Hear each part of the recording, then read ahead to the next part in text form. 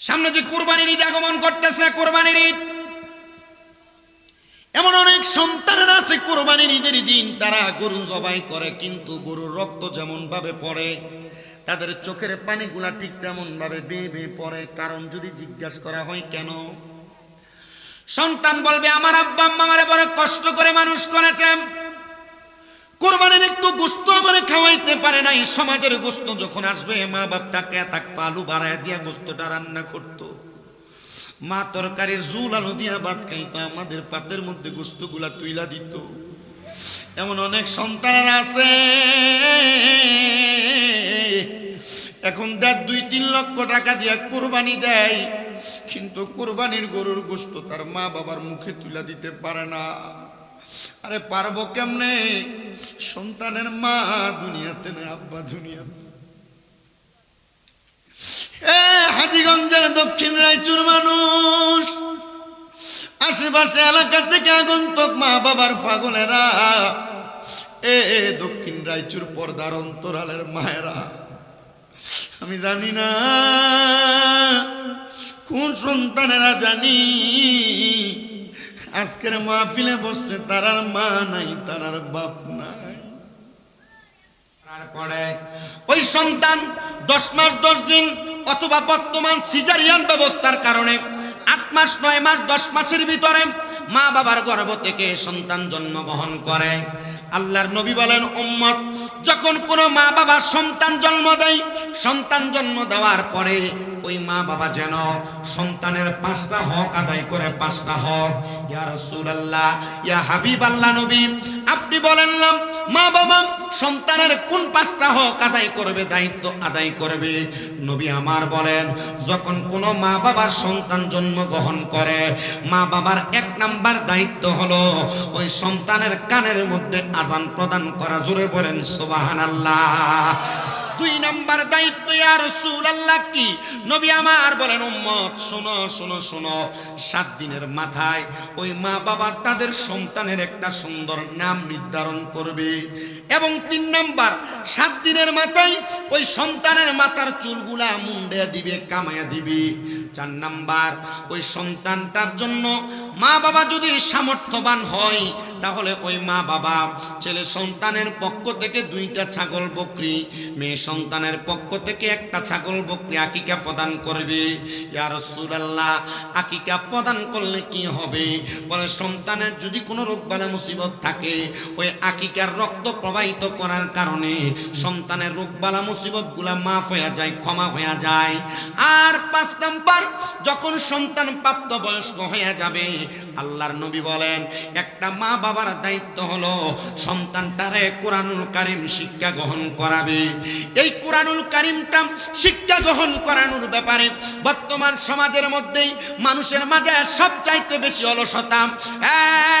হাজীগঞ্জের বড়কুলের দক্ষিণ রায়চু এলাকার জান্নাতের বাগানে যারা বসছেন আমার মুসলমানেরা, আল্লাহর নবীজি তিরমিজির হাদিসে কি বলেন শুনেন। নবী আমার বলেন, উম্মত যদি কোনো সন্তানের মা বাবা ওই সন্তানকে কোরআনুল কারীম শিক্ষা গ্রহণ না করায়, তাহলে ময়দানে মাশরে ওই সন্তানকে প্রশ্ন করা হবে, সন্তান তুমি যে ময়দানে মাশরে উপস্থিত হয়ে গেলা, তুমি আমার একটা প্রশ্নের জবাব দাও। ফেরেশতারা বলবে তুমি তোমার জবান দ্বারা কোরআনুল কারীম তেলাওয়াত করো। বান্দা ডাক দিয়ে বলবে, না না না, আমার মা আমার আব্বা জান আমার দুনিয়াতে কোরআনুল কারীম শিক্ষা গ্রহণ করেন নাই। বলে কেন? কারণ সন্তান ছোট বয়স, 4 বছর বয়স হয়ে গেলে কাঁধের মধ্যে 2-3 কেজি ওজনের একটা ব্যাগ দিয়া সন্তানটারে কিন্ডারগার্টেন নামক গজবের মধ্যে পাঠায়। বলে হুজুর কি বলেন, এটা তো একটা শিক্ষা প্রতিষ্ঠান। বলে হ্যাঁ হ্যাঁ হ্যাঁ, কিন্তু সন্তানটারে কোরআন শিক্ষা গ্রহণ করায় না। আমি খবর মিলিয়ে দেখলাম কোরআনুল কারীম শিক্ষা গ্রহণ না করানোর কারণে সন্তান তার মা বাবারে বৃদ্ধ বয়সে খাবার দেয় না, মারে আঘাত করে, দুর্ব্যবহার করে, খারাপ আচরণ করে। আল্লাহর হাবিব মুহাম্মদুর রাসূলুল্লাহ সাল্লাল্লাহু আলাইহি ওয়াসাল্লাম নবী জিফুত কি জন্ম দিলে চলে না, দায়িত্ব আছে। যদি এই দায়িত্ব আপনি পালন না করেন, ওই স্বর্ণ দোকানদারের টাকা না দিয়ে স্বর্ণ নিয়ে চলে আসলে যেমন আঘাত করবে, ধরে রাখবে, বাইন্ধা রাখবে, ঠিক মা বাবার সন্তান মা বাবার হক সন্তানের হক না আদায় করলে ওই সন্তানও মা বাবারে বাদ দিত না, খাওয়াইতো না, মারবো, মরণের পরে জানাজার দোয়া করতো না। তাহলে কথা কোথায় ছিলাম? সন্তানকে 5 নাম্বার মা বাবা কি করবে? কোরআন আসতে গেছিলাম না।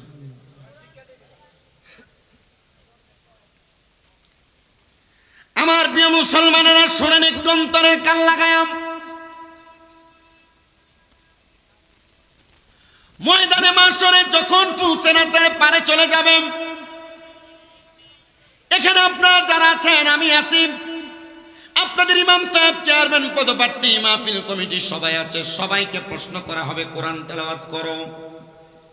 সন্তান তখন বলবে, আমার বাবা বিদেশ থাকার কারণে আমার কোরআন শিখাইতে পারে নাই, আমার মা সকালবেলা সারা রাত্র টিভি সিরিয়াল দেখার কারণে সকালবেলা টাইম মতো ঘুম থেকে উঠতে পারে না, আমার মক্তবে পাঠাইতে পারে নাই। সন্তান কিন্তু তখন নিজের দোষ আর নিজের কাঁধে রাখবে না, মা বাবার উপরে বর্তায় দিবে। নবী আমার বলেন, উম্মত শুনো, অন্তরের কান লাগে শুনো। ওই সময় বলা হবে, এ রহমতের ফেরেশতারা, তোমরা সন্তানের বাবাকে ডাক দাও, সন্তানের মাকে ডাক দাও। কারোর কথা বললাম না, আমি আমারে দিয়ে আপনার উদাহরণটা বোঝাই। মনে করেন আমি ফেরেশতাদের সামনে তখন কোরআন তেলাওয়াত করতে পারবো না, ফেরেশতারা বলবে, কই রে শামীম রাজার মা, কই রে শামীম রাজার আব্বা, আয় সামনে চলে আয়।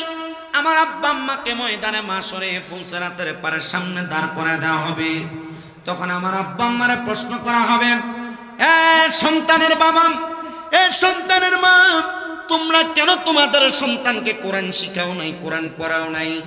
তখন আমার মা বাবা জবাব দিবে, দুনিয়ার ব্যস্ততার কারণে, দুনিয়ার বেকুলতার কারণে, ইনকামের ধান্দায় পইরা আমি আমার সন্তানটারে কোরআন শিখাইতে পারি নাই। বড় একজন ফেরেশতা যার নাম বারজাস, ওই বারজাস নামক ফেরেশতা আমার আব্বাকে টান দিয়ে নিয়ে আব্বার পাগুলা ফুলসেরাতের উপরে এমন ভাবে বেঁধে দিবে, ফুলসেরাতের এক পারে আমার বাপের হাতগুলা থাকবে, ফুলসেরাতের আরেক পারে আমার আব্বা জানের পাগুলা থাকবে। তখন ফেরেশতারা বলবেন, এ সন্তান, তুমি যেহেতু কোরআন শিখতে পারো নাই, তোমার মা বাপ যেহেতু তোমারে কোরআন শিখায় নাই, তুমি তোমার বাপের বুকটার ভিতরে পাড়া দিয়া ফুলসেরাতরা পার হও। যে সন্তান বাবার গায়ের সাথে একবার পাও লাগলে 3 বার সালাম করে, যে সন্তান আব্বার শরীরের সাথে শরীর লেগে গেলে আব্বারে ধইরা সালাম করে, চিন্তা করে দেখেন, এ দক্ষিণ রায়চুরের বড়কুল এলাকার জান্নাতের বাগানের আমার মুসলমানেরা, চাঁদপুর হাজীগঞ্জের মুসলমানেরা, এখন তখন কি করা হবে? একটা সন্তান তার বাবার বুকটার মধ্যে পাড়া দিবে। এখন যারা বৃদ্ধ হয়ে গেছেন, প্রাপ্তবয়স্ক হয়ে গেছেন, আপনার মনে প্রশ্ন, আমি তো এখন আর কোরআন শিখতে পারবো না। জিনা আপনার মা বাবার দায়িত্ব আপনার প্রাপ্ত বয়স পর্যন্ত ছিল। আপনি মনে করতেছেন আপনার বাবার বুকে পাড়া দিয়া আপনি ফুলসেরাত নামক কুলটা পার হয়ে যাবেন, কিন্তু না, আল্লাহর নবী বলেন, কোন সন্তান যখন প্রাপ্তবয়স্ক হয়ে যায়, ওই ব্যক্তি যদি নিজ দায়িত্বে কোরআনুল কারীম না শিক্ষা গ্রহণ করে, তাহলে ওই সন্তান যখন তার বাবার বুকটার ভিতরে পাড়া দিবে গো, তখন ওই সন্তান এবং তার বাবা দুইজন একসাথে জাহান্নামের অতল গহ্বরে পড়ে যাবে। ওরে 30 পারা কোরআন বাইরে মনে রাখো তয়, কোন জায়গায় কোন হরফ লেখা রাখিও প্রলয় আমি জানিলাম না গো। আল্লাহ মরণের কতদিন বাকি, আমার মরণের কতদিন বাকি আমি জানিলাম না গো। আল্লাহ মরণের কত, আমার মরণের কতদিন বাকি আমি জানিলাম না গো। আল্লাহ মরণের, এত আসতে বলতেছেন, বলেন না, মরণের কতদিন বাকি আমি জানিলাম না গো।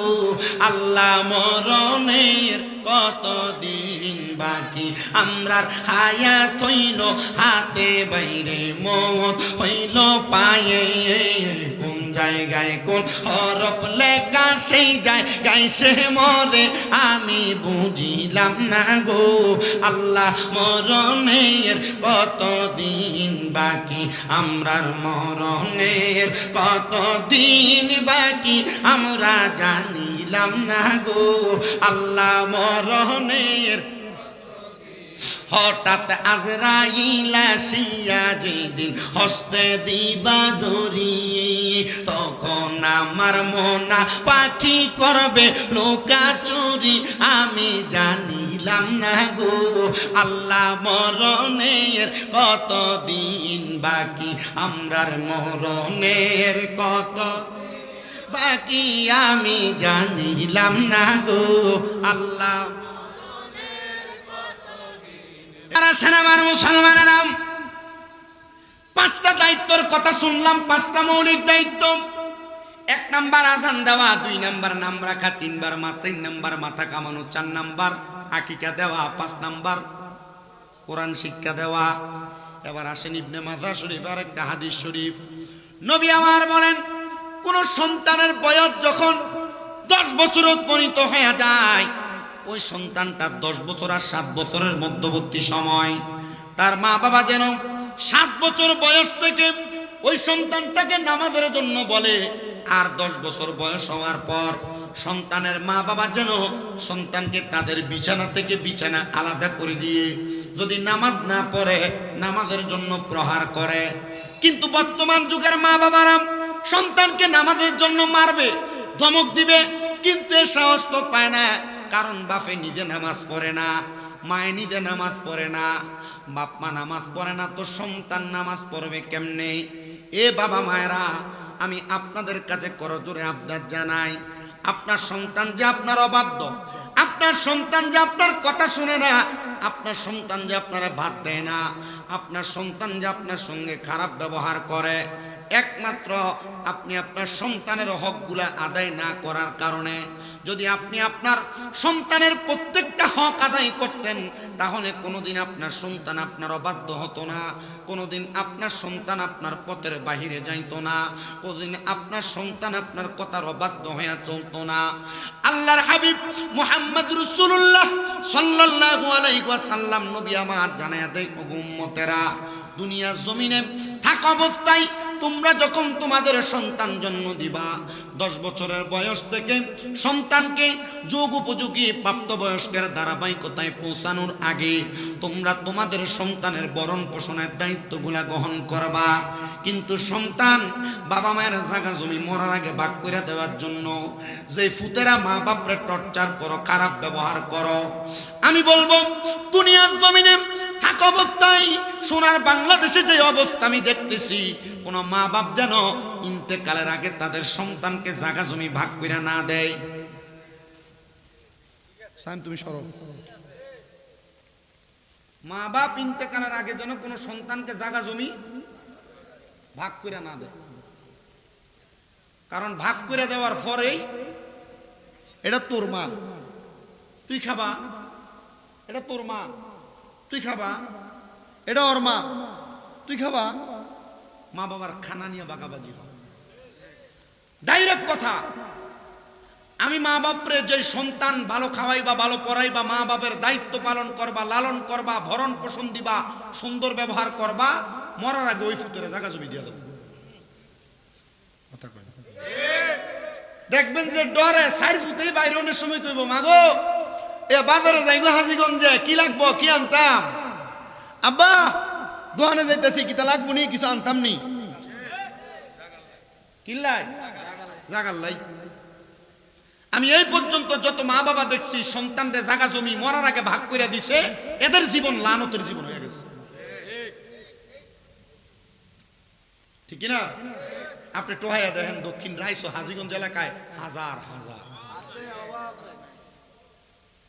ফুট মা বাবার জায়গা জমি পায়া তুমি মা বাপরে খাওয়াও না মা বাপরে পড়াও না খুদার কসম করে বলি তুই ফুট কোটি টাকার মালিক হইতে পারবি কিন্তু কবরে গেলে শান্তি পাইতি না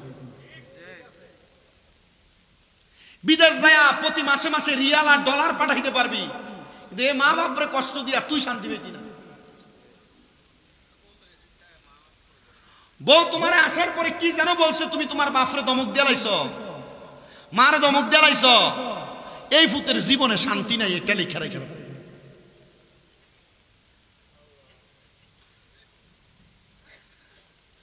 আমার জীবনের যে উন্নতি, আমি ঘরে বসে বলছিলাম আমার আজকে না কামেল ফেকার রেজাল্ট দিছে, আজকে থেকে আমার ওয়াজ করার কথা। আমি তো ওয়াজ করি আজকে 10 বছর, আমি ওয়াজ করি আজকে 10 বছর। আমার পড়ালেখার যোগ্যতা দিয়া আমার মতো মূর্খ ছাত্র আমার মনে হয় কুমিল্লা লিয়াতে আর একটাও নাই, আমার মতো মূর্খ বক্তা শোনার বাংলাদেশ আর একটাও নাই। আমি সবচাইতে মূর্খ, তবে আমি বিশ্বাস করি আপনাদের কাছে যে মাঝে মাঝে দুই একটা ভালো কথা বলি, এগুলো একমাত্র আমি আমার মা বাবা ওস্তাদ মুরব্বীদের দোয়ার কারণে বলি।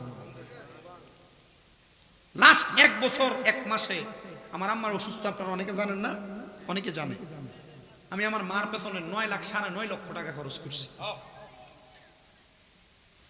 এখনো হাঁটতে পারে না, আসার সময় লাঠি পট দিয়ে বারান্দায় বেরিয়েছে। আমি এই ডাক্তারে যখন 3 মাস চলে ডাক্তারে কইছি আপনি পারলে আমার থেকে 10-15 লাখ টাকা নেন, আমার মাটারে হাঁটার ব্যবস্থা করে দেন। আমার ডাক্তার মাথায় হাত বুলিয়ে কইছে, শামীম সাহেব যদি টাকা দিয়েই আপনার মা হাঁটতে পারতো তাহলে আপনার মা অপারেশনের পরের দিনে হাঁটতো। আমি নিয়ত করছি আল্লাহ এই টাকাটা আমি রাইখা দিলাম, আমার মা যেদিন সুস্থ হবে এই টাকাটা দিয়ে আমি আমার মার লয়ে হজে যাব। আমি আমার এই বয়সে আমার বাবার ঋণ দিছি 11,30,000 টাকা। আমি তো কইছিলাম না একটু আগে যে দুনিয়াতে সন্তান মা বাপরে জ্বালায়, আর আমি কিন্তু মা বাবার জ্বলা জ্বলি, কিন্তু এই জ্বলা আমারে জ্বালাইয়া আংরা বানায় না, স্বর্ণ বানায়। আমি তো বড় কোনো ঘরের ফুট না, আমার বাবার কাজ ছিল কসাইগিরি করা। পরপর 5 বছর, 1 বছর 4.5 লাখ, 1 বছর 2 লাখ, 1 বছর 1 লাখ, 1 বছর 80,000, 1 বছর 60,000, কোন বছর 1,50,000 দিয়া এই 11,30,000 টাকা ঋণ আমি আমার বাবার দিছি। এই বছরও 3.5 লাখ টাকা ঋণ লাগাইছি। আমি গত 16 দিন আগে আমার বাপরে ঘরে জিগাইলাম টাকাগুলা কই। আমার সংসারে তো আপনার 1 টাকা খরচ নাই, আমার মা বাপ, ছোট ভাইয়ের বউ, ছোট ভাই, আপনি যাদের পিছনে 2 টাকা খরচ করা লাগে না, সবই তো আমি করি। এই টাকাগুলা কই? বোবার মতো হয়ে গেছে, কোনো কথা নাই। গেলাম ঋণ কত আছে, বলছে 1,30,000 টাকা। আমি কইলাম আপনার পাওনাদারে ফোন দেন, আমি টাকাটা দিয়ে দিব। আমার কোরবানির টাকা রাখছে 2.5 লাখ টাকা, এখান থেকে 1 লাখ টাকা আলাদা করে দিয়ে দিচ্ছি। দিয়া জিজ্ঞাসা করছে আর কোনো ঋণ থাকলে কোন আমি দিয়ে দিই, না নাই। আমি ওনার মোবাইলটা লইয়া মোবাইলের সিমটা ভেঙে গেছি, ভেঙে গেছি ঘরে ওয়াইফাই আছে, এটা দিয়ে নেট চালাই। ছোট ভাইয়ের বলে ডাক দিয়ে গেছি চুলার মধ্যে চা বসায় রাখবা, 10 মিনিট পরে পরে দিবা। আর বর্তমান ফুতে আমি এমন কইছি যে ফুটাইতে তো বাপ মার ঋণ পরিশোধ করে, জায়গা জমি থাকলে একটু বেশি দিবেন লাগিয়া, আপনি আমার কি দিয়ে যাবেন? বাপের দিনের যে ভিটার জায়গা এটাও তো নাই, কি দিয়ে যাবেন আপনি আমার? কোনো কথা বলে না, মাতে না, চুপ করে চেহারার দিকে চাইয়া থাকে। এই 16 দিনের ভিতরে ওনার সাথে আমার সাথে আর কোনো কথা নেই। কিন্তু সিম ভাঙার পরে এবার ফাওনাদার আরো 2.5 লাখ টাকা ফাওনাদার আমার লোকে দেওয়া হয়েছে। কয় লাখ? মানে আমার বাপে তো আমারও কইছে যে দেন আর নাই। আমি জিজ্ঞেলাম আপনি যে এখন আমার কাছে আইলেন, এবার লোকে কাজ কারবার করার সময় তখন তো আমার একবার জানাইলেন না, এখন আইলেন কেন? দম ধরে থাকে ফাওনাদার। আরে কয় কি? আমি কইছি আমার বাপে আমার কোক আর পরে দিব। কত চেষ্টা করছি, ঘরে বসে নামাজ রোজা করবেন, ইবাদত করবেন, সুন্দর চলবেন, ভালোভাবে চালাইতে। এখন আর আমার কাছে কেউ বিচার হলেই আয় না। তবে এই কথা সত্য, এই কথাই সত্য যে ধৈর্য ধারণ করে এগুলা মাইনা নিয়া এখনো পর্যন্ত মার গুমুট সাফ করি বিদায় আল্লাহ হয়তো আমার টিকে রাখছে। আর নচেত 1 বছর 2 বছরের গ্যাফে গ্যাফে আমার উপরে যে তুফান আইয়ে আমি বক্তা তক্ত হয়ে যাওয়ার কথা। আমি বক্তা তক্ত হয়ে যাওয়ার কথা। গত 20-25 দিন আগে মহিলা মাদ্রাসার 9 বছরের মাই 2:30 বাজে বাইরে হয়ে গেছে। আমি মাহফিল থেকে আয়া দিই শখবাজারের, এখানে কয়েকজন লোক আছে, দীপু ভাই আছে বিএনপির নেতা, ওনারা দেখে মায়ের আটকেছে। হ্যাঁ মেয়ে দাসকু রিক্সাওয়ালার টান দিয়ে নিয়ে যেতে লাগছিল, পরে পাইছি। আচ্ছা যদি তখন কোনো দুর্ঘটনা ঘটতো, এই দুর্ঘটনার ভার আমার উপরে আইতো না, আল্লাহ ইজ্জতে বাঁচাইছে। মাদ্রাসা যেগুলো আপনাদের দোয়ায় তো কয়েকটা চলে, মাদ্রাসা কুমিল্লা জেলখানার মতো বানায় রাখছি। জন ফলাইন বাড়ি তো না পারে, ফোনটার ফোলা ফাইন বাথরুমের ভেন্টিলেটর দিয়ে ভাগে।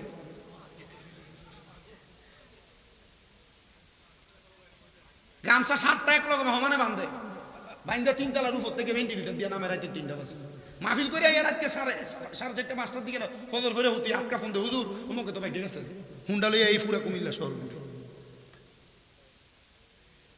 আমি আমার মার এদিন জিগেলাম, আমা গো এই মাদ্রাসা লইয়া আমনারে লইয়া তারে লইয়া ছোট ভাইটারে লইয়া বাপটারে লইয়া এত টেনশন, আমার কি মা একটু শান্তির দরকার নাই? আমার মা আমার চেহারা দিয়েছে কতই দরকার আছে না? আমি বললাম তো কেমনে আর মাতে না। আচ্ছা তখন কি আমি আমার মার ভিডিও দিতাম? কথা বলে তখন কি আমি ধরতে বাইর করে দিতাম? তুমি ধৈর্য ধারণ করো, দেখবে ধৈর্য তোমার এমন বড় বাড়াইব, খোদা কি কসম করে বলি, তোমার সম্পদ খাওয়ার মতো মানুষ বাংলাদেশের মানুষও তোমার সম্পদ খেয়ে শেষ করতে পারবে না ইনশাআল্লাহ। এখানে অনেক সন্তান আছে যারা লক্ষ লক্ষ কোটি টাকার মালিক, কিন্তু বাপ মার মুখে এক লোকমা খানা তুলে দিতে পারে না। এর মা বাপের বড় কষ্ট করে মানুষ করছে, এর মা বাপরে এখন একটা সুন্দর জামা কাপড় কিনা পরাইতে পারে না, পরাইব কেমনে মা বাপ কবরে?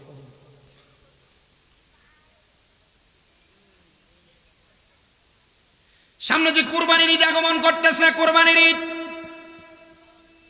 এমন অনেক সন্তানেরা আছে কোরবানির ঈদের দিন তারা গরু জবাই করে, কিন্তু গরুর রক্ত যেমন ভাবে পড়ে তাদের চোখের পানিগুলা ঠিক তেমন ভাবে বেয়ে বেয়ে পড়ে। কারণ যদি জিজ্ঞাসা করা হয় কেন, সন্তান বলবে আমার আব্বা আম্মা আমারে বড় কষ্ট করে মানুষ করেছেন, কোরবানির একটু গোশত আমারে খাওয়াইতে পারে নাই। সমাজের গোশত যখন আসবে মা বাপ তাকে থাকতো আলু বাড়ায় দিয়া গোশতটা রান্না করতো, মা তরকারির ঝুল আলু দিয়া ভাত খাইতো, আমাদের পাতের মধ্যে গোশতগুলা তুইলা দিত। এমন অনেক সন্তানেরা আছে এখন 1.5-2-3 লক্ষ টাকা দিয়া কোরবানি দেয়, কিন্তু কোরবানির গরুর গোশত তার মা বাবার মুখে তুলে দিতে পারে না। আরে পারবো কেমনে? সন্তানের মা দুনিয়াতে নেই, আব্বা দুনিয়াতে। হাজীগঞ্জের দক্ষিণ রায়চুর মানুষ, আশেপাশে এলাকা থেকে আগন্তুক মা বাবার পাগলেরা, দক্ষিণ রায়চুর পর্দার অন্তরালের মায়েরা, আমি জানি না কোন সন্তানেরা জানি আজকের মাহফিলে বসছে তারার মা নাই, তারার বাপ নাই। আপনাদের দুয়ার বরকতে আল্লাহ তাআলা আমারে গত বছর মক্কা মদিনা সফর করাইছেন। আমি যখন উমরা হজ করি, আমার তৃতীয় উমরা হজের সময় একটা ছেলে মদিনা মক্কা শরীফের সামনে দাঁড়ায়া দাঁড়ায়া আল্লাহ তাআলার কাবার দিকে তাকায় তাকায় শুধু কান্দে। আমি তারা জিগাইলাম, হে বাঙালি ভাই কান্দো কেন? ছেলেটা কই, হুজুর আমি প্রতি মাসে 2 বার আসি উমরা হজ করার জন্য। আমি জিগাইলাম তো কান্দোস কেন রে? আমার ডাক দিয়া কই, হুজুর আমি বর্তমানে প্রতি মাসে সৌদি আরবের মতো রিয়াদের মতো জায়গায় আমি 3 লক্ষ 3.5 লক্ষ টাকা ইনকাম করি, কিন্তু আমার আব্বাজান শুধু গরু লালন পালন কইরা, দুধ বিক্রি কইরা, খেত কামারি করে আমার দুনিয়াতে পড়ালেখা করাইছে, চালাইছে। যখন দেখছে আমি পরীক্ষা দেওয়ার পর কোনো ভালো চাকরি পাই না, আমার আব্বাজান আমার মায়ের গলার চেনটা বিক্রি কইরা, আমার আব্বাজানের 2টা গরু বিক্রি কইরা আমার বিশাল আগে সৌদি আরবে পাঠাইছে। আমার আব্বা জানে বলছে, পুত্রে আমি নিয়ত করছিলাম এই বড় গরুগুলা বিক্রি করে একটা গরু কোরবানি দেওয়ার জন্য আমি ক্রয় করব। হুজুর আমি বিদেশ আসছি, আমি একদিন হঠাৎ করে ইনকাম করতে করতে যখন 3 মাস হয়ে যায়, আমি আমার ইনকামের টাকাটা আমার আব্বা জানের অ্যাকাউন্টে পাঠাইছি। পাঠে আমি আমার বোনের ফোনে ফোন দিছি, দিয়া বলছি, ও বোন আব্বারে কইও টাকা পাঠিয়ে দিছি কোরবানির একটা বড় গরু কেনার জন্য। আমার বোনে চিল্লানি দিয়া ডাক দিয়া কয়, ভাই কোন আব্বার কাছে বলতাম, আব্বা তো দুনিয়াতে নাই, আপনি ফোন দেওয়ার 1 মিনিটও হয় না, আব্বাজান দুনিয়া থেকে বিদায় হয়ে গেছে। তেরেটা কই হুজুর, আমি টাকা পাঠাইছি ঈদের 4 দিন আগে। আমার বোন ঈদের দিনে আমার ফোন দিয়া কান্দে সকালবেলা, আর ডাক দিয়া কয় ভাই কোরবানির জন্য 2-2.5 লক্ষ টাকা দামের গরু কিনছি, টাকা পাঠাইছো, আব্বা দুনিয়া থেকে বিদায় হয়ে গেছে। বাইরে ভাই ফজরের নামাজ পড়ার পরে মা বিছানা থেকে আসে না, বিদায় ডাক দিতে গেছি, মারে দেখি ফজরের নামাজের মুসল্লার ভিতরে মইরা পইরা রইছে। এখন প্রতি বছর 2-3 লাখ টাকা দিয়া কোরবানি দেই, কিন্তু আমার মা দুনিয়াতে নাই, আমার আব্বা দুনিয়াতে নাই। কোরবানির গরুটা কোরবানি দেওয়ার পরে আমি 1 টুকরা গোশত আমার নিজের ঘরের জন্য রাখি না। আমি শুধু চিন্তা করি এই কোরবানির গোশতগুলো আল্লাহর ওয়াস্তে আমি মানুষের কাছে, গরিব দুঃখীর কাছে বিলিয়া দিব। গরিব দুঃখীরা খায়া খায়া আমার আল্লাহ তাআলার কাছে দোয়া করব। আমি জানি না রে এই 2026 সালের কোরবানির ঈদের মধ্যে কোন সন্তানগুলা জানি তারার মারে ছাড়া বাপরে ছাড়া কোরবানি দিবে। আল্লাহ গো, ওই সন্তানগুলা কেমনে জানি ধৈর্য ধারণ করবে, কেমনে জানি চোখের পানিগুলা আটকে আটকে রাখবে, কেমনে জানি তাদের মা বাপ ছাড়া কোরবানি দিবে। এ সন্তানের দল, তোমরা যারা জান্নাতের বাগানে বসছ, মা বাপরে একটু ভালো খাওয়াইতে পারো না, পড়াইতে পারো না, মা বাপ কবরে। মা বাপের কথা বারবার বারবার তোমার মনে পড়ে, মা বাপের কথা বারবার বারবার তোমার মনে পড়ে। আগে একবেলা না খাইলে মা তোমার বারবার কইতো পুত্রে খানা খাও না কেন, পেটটা দি পিঠের সাথে লাইগা রইছে। এখন যদি 2-3 বেলা না খাও থাকো, কেউ একবার জিজ্ঞাসা করে না, জিবাই জিগাইব কে, তোমার মা তো কবরে। এ সন্তান, মা বাপ বেঁচে থাকলে মা বাপরে খাওয়ানো, মা বাপরে খেদমত করা, মা বাপের চিকিৎসা ব্যবস্থা করা, মা বাবার সুন্দর থাকার ব্যবস্থা করে দেওয়া, মা বাবার সাথে সদাচরণ করা, এটা হলো একটা সন্তানের দায়িত্ব। আল্লাহ নবী সাহাবায়ে কারাম বলে, ইয়া রাসূলুল্লাহ, নবীজি গো আমরা আমাদের মা বাবার সাথে কেমন আচরণ করব? নবী কয় সুন্দর আচরণ করবা। শুধু এইটা না, আল্লাহর কোরআন বলে ওয়া আবুদুল্লাহ ওয়া লা তুশরিকু বিহি শাইআও ওয়া বিল ওয়ালিদাইনি ইহসানা, তোমরা আল্লাহর ইবাদত করো, আল্লাহর সঙ্গে কোনো কিছুর মধ্যে শিরিক করো না। তোমরা তোমাদের মা বাবার সাথে সদাচরণ করো, মা বাবার প্রতি ইহসান করো। বলে হুজুর মা বাবার প্রতি ইহসান করে কেমনি? মা বাপ জীবিত থাকলে 1 নাম্বার সুন্দর ব্যবহার করে ধমক দিয়া না, 2 নাম্বার মা বাপরে ভালো থাকার জায়গার ব্যবস্থা করে দিয়া, 3 নাম্বার মা বাবার খাওয়া দাওয়ার ব্যবস্থা করে দিয়া, 4 নাম্বার মা বাবার চিকিৎসার ব্যবস্থা করে দিয়া। কোন সন্তান যদি মা বাবার এমন খেদমত করে, তাহলে আল্লাহ তাআলা ওই সন্তানটাকে দুনিয়া তো বরকত দেয়, আখিরাতেও বরকত দান করে। আল্লাহর নবী সাহাবায়ে কেরাম প্রশ্ন করি, ইয়া রাসূলুল্লাহ, নবীজি ও মায়ার নবী, তাহলে আমরা মা বাবা 2 জনের মধ্যে কারে বেশি সম্মান করব? আমার নবী 1 নাম্বার কয় তোমার মারে। নবী গো এরপরে কারে করব? নবী 2 নাম্বার কয় তোমার মারে। নবী এরপরে কারে সম্মান করব? বলে 3 নাম্বার তোমার মারে সম্মান করবা। নবী গো এরপরে কারে করব? বলে তোমার আব্বা জানলে সম্মান করবা। নবীজি গো আপনি 3 বার মায়ের কথা আর 1 বার বাবার কথা বললেন, নবীজি কেন?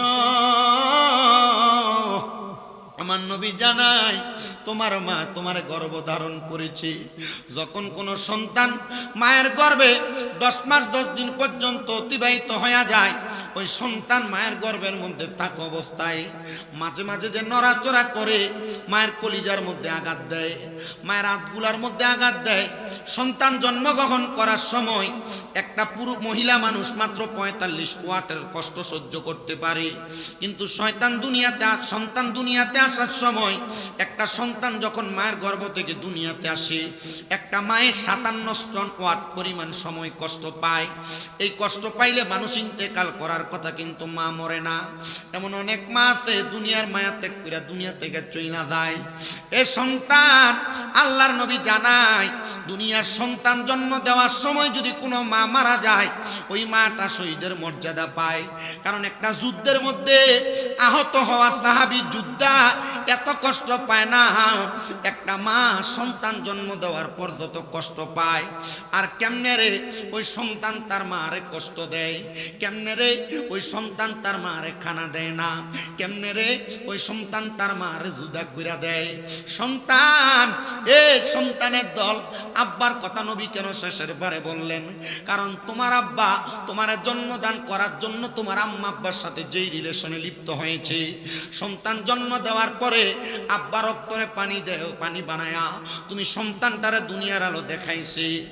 ওগো এলাগি পিতা মাতার খেলার ছলে মাতৃগর্ভে পাঠাইলে, জরায়ুতে দিয়েছিলে ঠাই।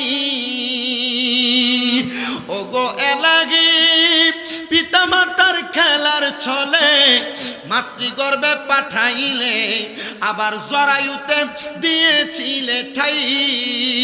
তোমারে আজব নমুনা পিতা মাতা টের পাইল না, তোমারে আজব নমুনা পিতা মাতা টের পাইল না।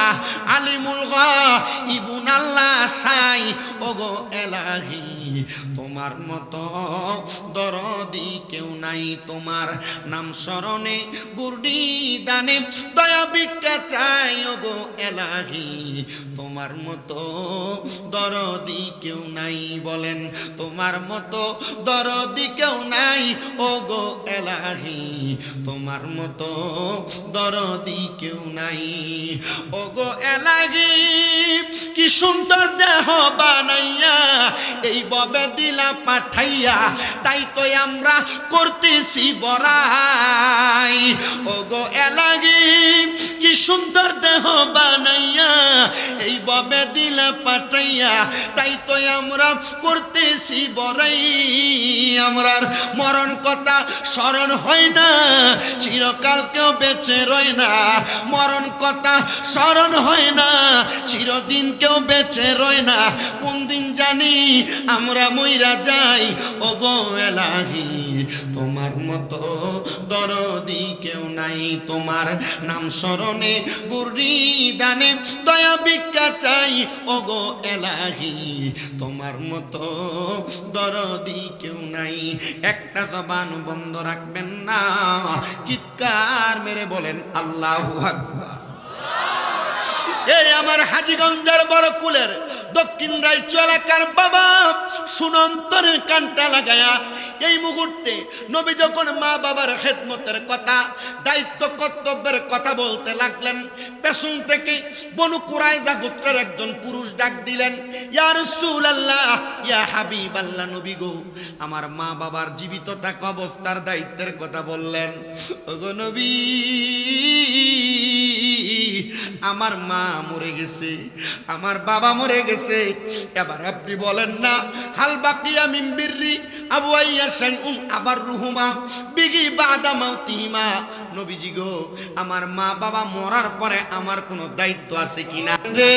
মা বাপরে যে মাটি দিয়া চলে আসছো, মা বাবার কবর কোনটা? এখানে অনেক ফুত আছে, গোরস্থানের সামনে নিলে চিনত না। সন্তান রে, মা বাপরে যে মাটি দিয়া চলে আসছো, বছরে 2 ঈদের সময় জিয়ারত ছাড়ার কোনো সময় মা বাবার কবরের সামনে যাও না। সন্তান রে, মা বাপরে যে মাটি দিয়া চলে আসছো, সন্তান মা বাবার কবরের পারে তুমি যাও না, এটা তোমার বড় দুর্ভাগ্য, দুর্ভাগ্য, দুর্ভাগ্য। আল্লাহর নবী সাহাবী ডাক দিয়ে কই, ইয়া রাসূলুল্লাহ, নবী গো, ও দয়ার নবী, মায়ার নবী, রাহমাতাল লিল আলামিন নবীজি, আপনি নবী বলেন না, হাল বাকিয়া মিন বিররি আবওয়াইয়া শাইউন আবার রুহুমা বিহি বাদা মাউতিহিমা, আমাদের মা বাবা ইন্তেকাল করার পরে কোনো দায়িত্ব আছে কিনা? জীবিত থাকলে খাওয়ান, জীবিত থাকলে পরান, খেদমত করে, কিন্তু মরার পরে দায়িত্ব আছে কিনা? নবীর সাহাবায়ে কেরাম নবীরে প্রশ্ন করে। আমার নবী কয়, কলা নাম, হ্যাঁ অবশ্যই দায়িত্ব আছে।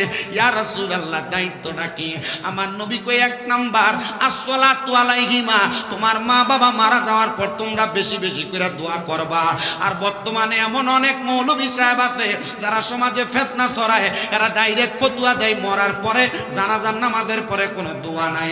আল্লাহর নবী কই ইযা সাল্লাইতুম আলাল মাইয়িতি ফাখলিসু লাহুদ দুআ, যখন তোমাদের মৃত ব্যক্তি তোমাদের মানুষগুলা ইন্তেকাল করে তোমরা মৃত ব্যক্তির জানাজার পর তার জন্য দোয়া করো। এখন মৌলভী কয় দোয়া কইরো না, এবার কোন নবীর কথা মানবেন না মৌলভীর কথা মানবেন? কথা কয় না নবীর কথা মানবেন না মৌলভীর কথা? নবীর হাদিস কয় জানাজার পরে দোয়া করো, মৌলভী কয় দোয়া কইরো না। নবীর হাদিস কয় জানাজার পরে দোয়া করো, মৌলভী কয় দোয়া কইরো না। এবার বলেন মৌলভীর কথা মানবেন না নবীর কথা মানবেন? যখন না মৌলভীর কথা নবীর কথা। চলছে ধর্ম নিয়া বাড়াবাড়ি, ধর্ম নিয়া বাড়াবাড়ি, আগুনি মা নের বাজারে থাইকো হুঁশিয়ারে মুমিন থাইকো হুঁশিয়ারে। চলছে ধর্ম নিয়া বাড়াবাড়ি, আগুনি মা নের বাজারে থাইকো হুঁশিয়ারে মুমিন থাইকো হুঁশিয়ারে। উম্মত হবে ৭৩ দল, ৭২ দল যাইবে রে তল, বলিয়াছেন নবী দনে দেখ না হাদিস খুলে। ওরে বর্তমানে বাতাল ফেরকা বিশ্ব গেছে বরে, যুক্তি তর্কে সরল মনা লোকের ইমান চুরি করে তাইকো হুঁশিয়ার মুমিন থাইকো হুঁশিয়ারি। চলছে ধর্ম নিয়া বাড়াবাড়ি, ধর্ম নিয়া বাড়াবাড়ি, আগুনি মা নের বাজারে তাইকো হুঁশিয়ার মুমিন থাইকো হুঁশিয়ারি। নবীর তাজিম মিলাদ কিয়াম আহলে বায়াতের সম্মান করিতে আউলিয়ার সন্ধান বলছেন পরওয়ারি। নবীর তাজিম মিলাদ কিয়াম আহলে বায়াতের সম্মান করিতে আউলিয়ার সন্ধান বলছেন পরওয়ারি। ওরে সব কথা শুনলে তাদের মাথায় বাড়ি পড়ে। নবীর তাজিম মিলাদ কিয়াম আহলে বায়াতের সম্মান করিতে আউলিয়ার সন্ধান বলছেন পরওয়ারি। ওরে সব কথা শুনলে তাদের মাথায় বাড়ি পড়ে। শয়তান যেমন বেজার ছিল আদম সেজদা করিবারে তাইকো হুঁশিয়ারে মুমিন থাইকো হুঁশিয়ারি। চলছে ধর্ম নিয়া বাড়াবাড়ি, আগুনি মা নের বাজারে তাইকো হুঁশিয়ারে মুমিন থাইকো হুঁশিয়ারি। একটা জবানও বন্ধ রাখবেন না, জবান খুলে চিৎকার মেরে বলেন আল্লাহু আকবার। বনু সালমা গোত্রের লোকটা ডাক দিয়া বলি ইয়া রাসূলুল্লাহ, আমাদের মা বাবা মারা গেছেন, মা বাবার ইন্তেকালের পর কোনো দায়িত্ব আছে কিনা? উনি ডাক দিয়া বলেন হ্যাঁ দায়িত্ব আছে। ১ নাম্বার আসসালাতু আলাইহিমা, মা বাবার জন্য দোয়া করবা। কিন্তু বাবারে ৪ দিনে ৪০ করলে, হুজুর দিয়া কোরআন খতম করাইলে, মাদ্রাসার হাফেজ সাহেবরা দিয়া কোরআন খতম করাইলে বেদাত ফতুয়া দেয়। ৪ দিনে ৪০ করাইলে বেদাত ফতুয়া দেয়। কিন্তু যদি কয় বিরিয়ানিটা রাইন দেয় আর মাদ্রাসায় দেলাইব কইটা দাঁত। ঠিক আছে নি করেনি? ৪ দিন না বেদাত, ৪০ বেদাত, কিন্তু বিরিয়ানিটা গরু গুস্তটা রাইন দিয়ে আমরা মাদ্রাসা দিলেও ফলাইনি খাইব, তুমি খাইব। এটা আমি আপনাকে শয়তানও বলবো না, খারাপও বলবো না। আমি বলবো ভাই মানুষকে একটু সহজ সরল পথটা দেখায়া দেন, মানুষকে একটু সুন্দর পথ দেখায়া দেন। মানুষ কেমনে নবী রাসূলের পথে আসে, মানুষ কেমন ভাবে দোয়া দুরূদ করে, মানুষের ইন্তেকালের পরে মানুষ কিভাবে তার প্রতি সহমর্মিতা দেখায়। আল্লাহর নবীকে ১ নাম্বার দোয়া করবে, ২ নাম্বার ওয়াল ইস্তিগফারু লাহুমা, আম্মা আব্বার জন্য ক্ষমা প্রার্থনা করবে। ৩ নাম্বার ওয়া ইনফাযু আহাদিহিমা, আম্মা আব্বার কোনো ঋণ থাকলে ওয়াদা থাকলে ওয়াদাগুলা পূরণ করবে। ৪ নাম্বার ওয়াসিলাতির রাহমিল্লাতি লা তুসালু ইল্লা বিহিমা, আম্মা আব্বার আত্মীয় স্বজনের সাথে সম্পর্ক বজায় রাখবে। ওয়া ইকরামু সাদিকিহিমা, আম্মা আব্বার বয়সী মুরব্বীদেরকে সম্মান করবে, তাজিম করবে। হ্যাঁ আমার রাইচু এলাকার বাবারা, আমার বড় কুলের মুসলমানেরা, পর্দার অন্তরালের মা বোনেরা, আমি আপনাদের কাছে বলবো, আপনাদের যাদের মা নাই, যাদের বাবা নাই, আপনারা বেশি বেশি করে মা বাবার জন্য দোয়া করেন। কোরআন খতম করে করে দোয়া করেন, খতমে তালিল পরে পরে দোয়া করেন, ও মা নফল নামাজ পরে পরে দোয়া করেন। মা বাবার কোনো ওয়াদা থাকলে ওয়াদাগুলো পূরণ করেন। মা বাবার জায়গা জমি ভাগ করার আগে মা বাবার কোনো ঋণ আছে কিনা খবর নিয়ে মা বাবার ঋণগুলা পরিশোধ করেন। এই মা বোনেরা, আম্মা আব্বার আত্মীয় স্বজনের সাথে সম্পর্ক বজায় রাখেন। মা বাবার বয়সী মুরব্বীদেরকে সম্মান করেন, তাজিম করেন। আমি আপনাদের কাছে কারগুজারির জন্য আল্লাহ তাআলার একজন খাস বন্ধু হযরত সুলাইমান শাহজুলি রহমতুল্লাহি আলাইহির জীবনী থেকে একটা ছোট্ট ঘটনা শোনেন। সুলাইমান শাহজুলি রহমতুল্লাহ আলাইহি উনি ছিলেন একজন জবরদস্ত সুলতানুল আরিফিন। হযরত সুলাইমান শাহজুলি রাহমাতুল্লাহ আলাইহি বলেন, এ দুনিয়ার মানুষ শোনো, আমি একদিন রাস্তার পাশে দিয়ে যাইতেছিলাম, আমি দেখলাম ছোট একটা বাচ্চা তার মাথার মধ্যে পাগড়ি নিয়ে কবরের সামনে দাঁড়ায় দাঁড়ায় শুধু কাঁদতেছে আর জবান দিয়া আল্লাহ তাআলার কোরআনুল কারীম পড়তেছে। আমি ছোট বাচ্চাটারে জিজ্ঞাসা করলাম, ও বাবা, কবরের সামনে দাঁড়ায় দাঁড়ায় নতুন পাগড়ি পরে কান্দ আর চোখে দিয়া তোমার পানি পড়তেছে, কারণটা কি? ছেলেটা ডাক দিয়া কয়, হুজুর, ও হুজুর, আমি কান্না করি একটা মাত্র কারণে, আজকে আমি মাদ্রাসা থেকে কোরআনুল কারীম মুখস্থ করে হাফেজ হয়েছি। হাফেজ হওয়ার পর মাদ্রাসাতে দস্তারবন্দি হয়, পাগড়ি দেয়। হুজুর আমাকে গতকালকে বলেছে যাওয়ার সময় আব্বাজানকে নিয়ে যাইতে। হুজুর আমি আমার জন্মের পরে আমার আব্বারে দেখি নাই। আজকে আমি মাদ্রাসা থেকে যখন আসি আমি দেখছি সন্তানেরা মাথার মধ্যে পাগড়ি পরার পর মাদ্রাসার পাগড়িটা মাথায় থেকে খুইলাম, তারা তাদের নিজ নিজ বাবার মাথার মধ্যে পরাইয়া দিছে। হুজুর আমি ঘরে এসে আমার মারে জিজ্ঞাসা করলাম, মা আমার আব্বা কই গো?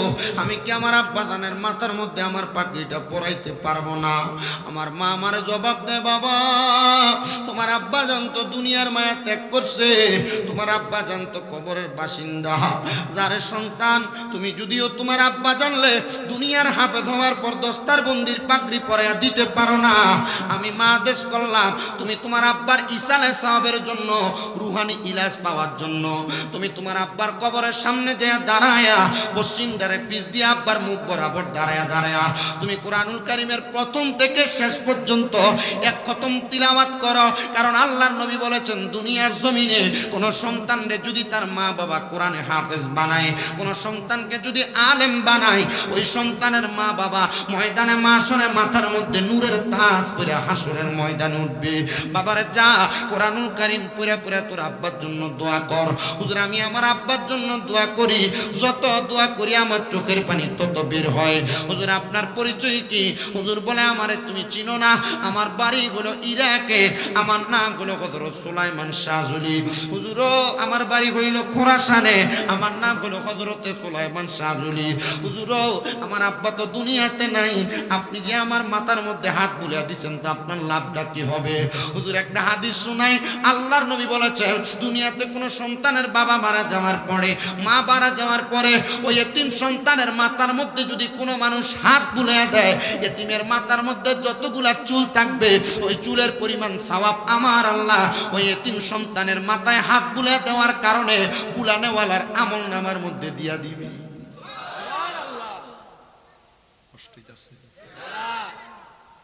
ওয়াজ বুঝতেছে?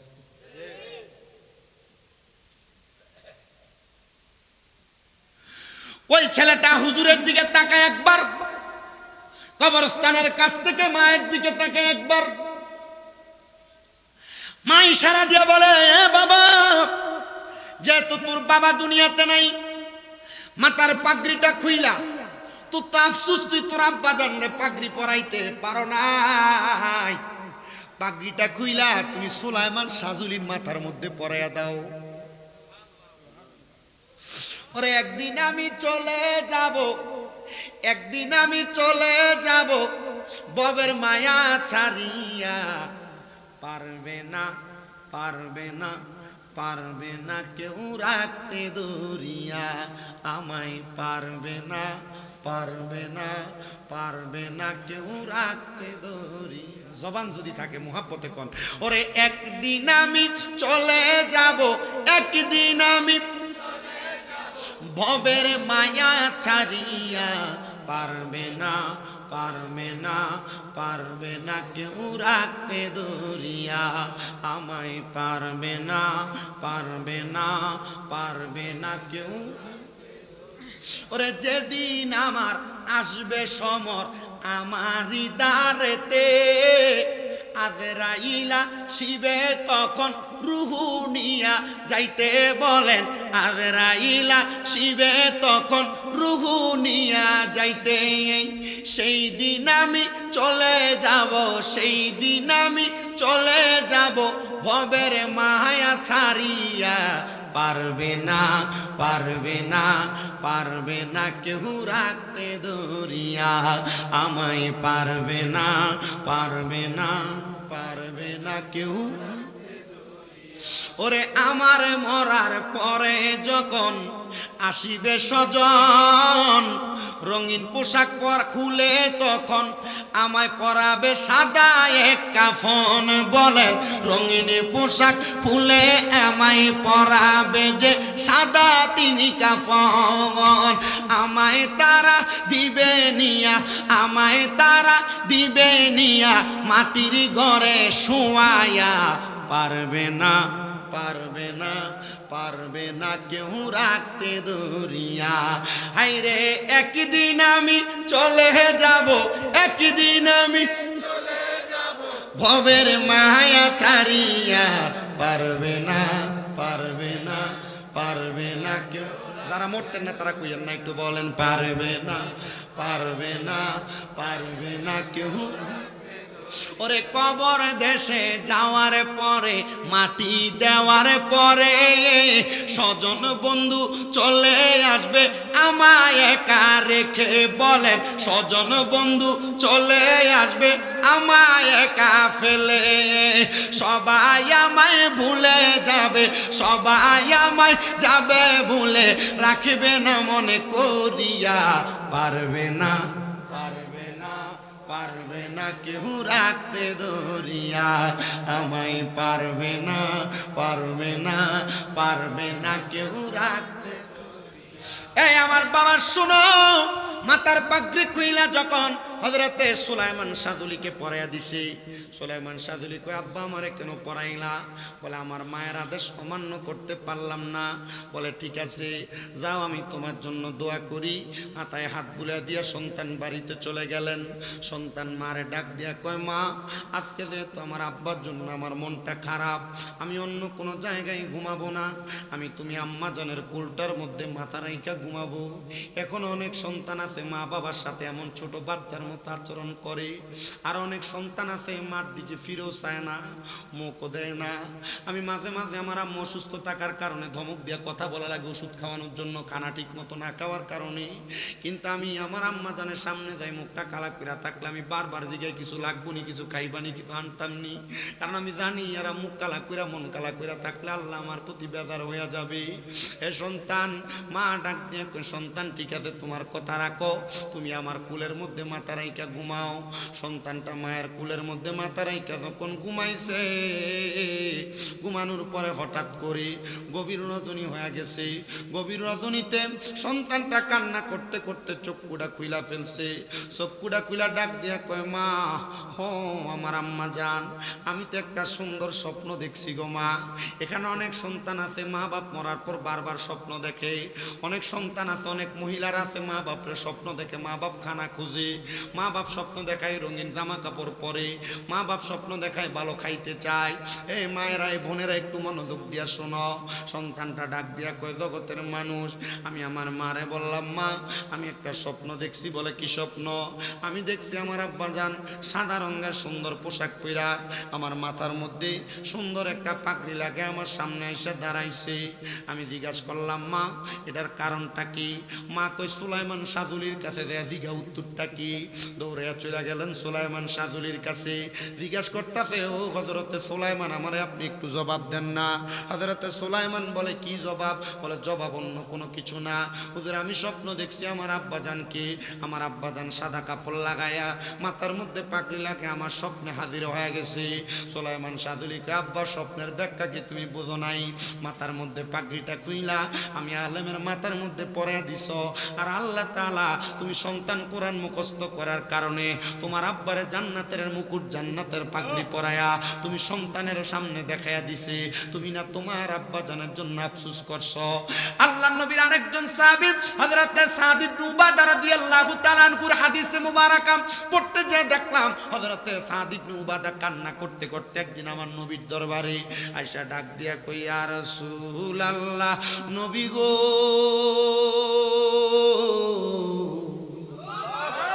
হযরতে সাদ ইবনে উবাদা আয়েশা কান্দে আর ডাক দিয়া কয়, নবী, ইয়া রাসূলুল্লাহ, আমার মা মারা গেছে, আমার বাবা মারা গেছে, নবী গো, আমার মা বাবা আমার অনেক সম্পদ দিয়া গেছে, ইয়া রাসূলুল্লাহ, আমার মা বাবা যে আমার সম্পদ দিয়া গেছে, এই সম্পদ আমার কোনো কাজে আসতেছে না, আপনি বলেন না আমি কি আমার এই সম্পদগুলো আমার মা বাবার জন্য ব্যয় করতে পারি নাকি? আমার নবী ডাক দিয়া কই, সাদ ইবনে উবাদা, যদি তোমার পক্ষে সম্ভব হয় তুমি তোমার এই সম্পদ থেকে আম্মা আব্বার জন্য সদকা করে দাও। সাদ ইবনে উবাদা কই, ইয়া রাসূলুল্লাহ, আপনি সাক্ষী, আমার একটা খেজুরের বাগান আছে, যেই বাগানটার নাম হলো মিখওয়াদা, ওই খেজুরের বাগানটা আমি আমার মায়ের জন্য আল্লাহর হস্তে সদকা করে দিলাম। আমার নবী কয়, ইয়া সাদ ইবনে উবাদা, তুমিও সাক্ষী থাকো, সাক্ষী থাকো, সাক্ষী থাকো, তোমার আম্মা জানরে আমার আল্লাহ তাআলা সদকার বিনিময়ে জান্নাতি বানাবে। সাদ ইবনে উবাদা আমার নবীর দরবার থেকে চলে গেছে। পরের দিন সকালবেলা কান্না করতে করতে আমার নবীর সামনে নবী ডাক দিয়া কই, ওগো সাদ ইবনে উবাদা, তুমি কেন কান্না করো, জবাবটা দাও। সাদ ইবনে উবাদা কই, ইয়া রাসূলুল্লাহ, নবী গো, আমি স্বপ্ন দেখছি আমার মা এবং বাবা দুইজন জান্নাতের খানা খাইতেছে। আমার নবী ডাক দিয়া কই, সাদ ইবনে উবাদা, জানোনি কেন তোমার মা জান্নাতের খানা খায়, বাপ জান্নাতের খানা খায়? নবী গো, জানি না। বলে, শোনো সাদ ইবনে উবাদা, তোমার মা বাবার জন্য যে তুমি খেজুরের বাগানটা সদকা করে দিছ, ছোট ছোট ক্ষুধার্ত দুইটা পাখি গতকালকে সন্ধ্যাবেলা খেজুরের বাগান থেকে পাকা খেজুর একটু খাওয়ার কারণে তাদের ক্ষুধা নিবারণ হয়েছে। পাখিগুলা রুহানি দুয়ার কারণে আমার আল্লাহ তোমার মারে আর বাবারে মাফ করে দিছে। আর জোরে কন্যা সুবহানাল্লাহ। আল্লাহর পরে নবী আমার, আল্লাহর পরে নবী আমার, তারপরে মা জননী, মাঝে আমার নয়নের মনি, বলেন মাঝে আমার নয়নের মনি, বলেন আল্লাহর পরে নবী আমার, আল্লাহর পরে নবী আমার, তারপরে মা জননী, মাঝে আমার নয়নের মনি। এ সন্তান চিন্তা করে দেখেন, সাদ ইবনে উবাদা নবী সাহাবী, খেজুরের বাগান সদকা করে দেওয়ার কারণে আল্লাহ যদি তার মারে বাপরে জান্নাতের খানা খাওয়ায়। এখানে অনেক সন্তান আছেন, মা নাই বাপ নাই, মা বাপ বাইসা থাকলে মা বাপরে যদি আপনি বাপের প্রতি যে একটা লুঙ্গি পাঞ্জাবি কিনা দিতেন 1000-1500 খরচ হইতো, মা যদি বাইসা থাকতো একটা কাপড় কিনা দিলে 1000 টাকা লাগতো। আম্মা আব্বা তোমারে লাখ লাখ টাকার জায়গা জমি দিয়া গেছে, যদি না দিয়া যাইতো ভাড়া থাকতা, প্রতি মাসে 5000 করে ভাড়া দিলে 12 মাসে 60,000 টাকা ভাড়া দেওয়া লাগতো। মা বাপ যদি বাইসা থাকতো, মা বাপরে যদি প্রতি মাসে 2000 করে খাওয়াইতা, 12 মাসে 24,000 টাকা লাগতো। আব্বারে যদি প্রতি মাসে 1000 টাকা হাত খরচ দিতা, 12 মাসে 12,000 টাকা লাগতো। আমি এমন কোনো সন্তান চাইবো না যে লাখ লাখ টাকা মা বাবার জন্য কোরবান করা লাগবে। একটা মাত্র সন্তান চাইবো যে হাতটা বাড়ায় বলবে, হুজুর আমার আব্বা নাই, আমার আম্মা নাই, আমি আমার আম্মা